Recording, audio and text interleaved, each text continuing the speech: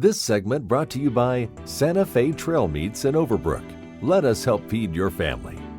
Welcome back. Now we join Kyle and Dwayne for Plain Talk. Hi, this is Kyle Bowery with Plain Talk with a guy that thinks that if it's too loud in a room and you want people to listen, you should talk more quietly, Dwayne Taves. Oh, whatever. That's what I thought, too. You don't hang around with my friends. Well, that's what I thought. I thought everybody would just go, huh?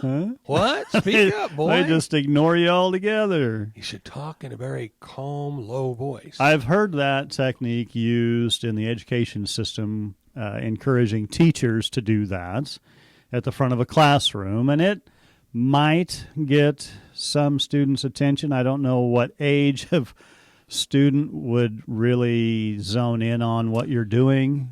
I have heard that if you say change. it that way in a lower voice, that people are more likely to believe you. Oh.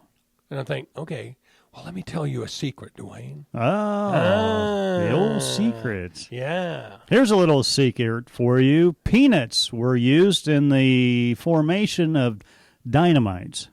Fact or fiction? Well, peanuts make oil. Could the oil have glycerin in the oil? Glycerin looks like oil, so I'll go true. That's what it says. I think that's where it's coming from. It's I oil. thought the glycerin thing came from lard.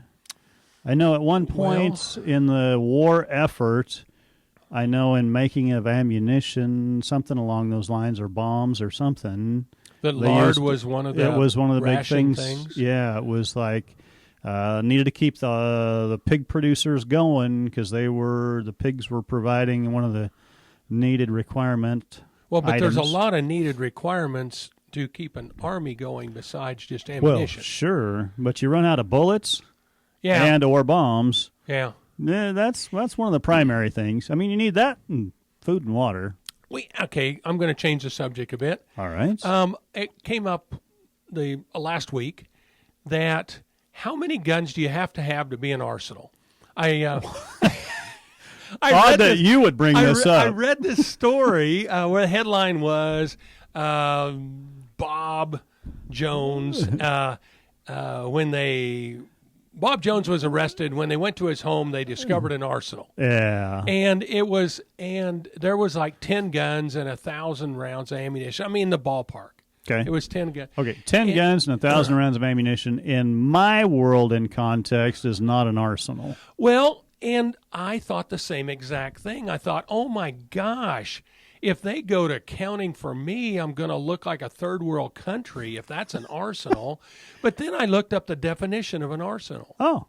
And it a said? collection of guns. Oh. Actually, and the third one down just says a collection of weapons. So my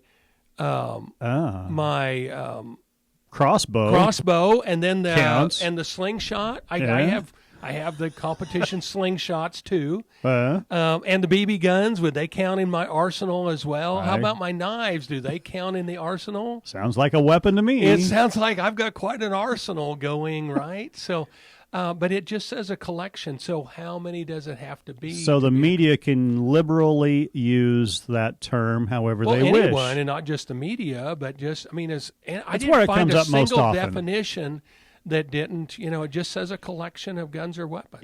10 guns and 1,000 rounds, or even if it was 5,000 rounds, wouldn't shock me at all. If you said 1,000 rounds, though, a lot of people go, but that's only 100 per gun. Yeah. And when you're shooting, it's not unusual to shoot 50 rounds anyway. Well, yeah, and there's in low a caliber short guns. afternoon. You know what stops me from shooting a gun?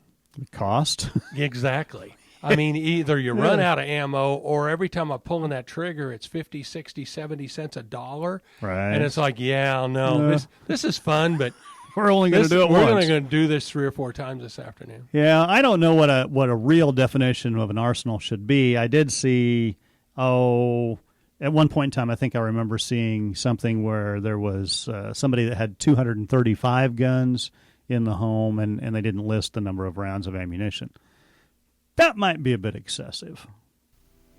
Thanks for joining us. I'm your host, Jamie Bloom, and I hope you enjoyed today's show. See you next week on Farm Factor.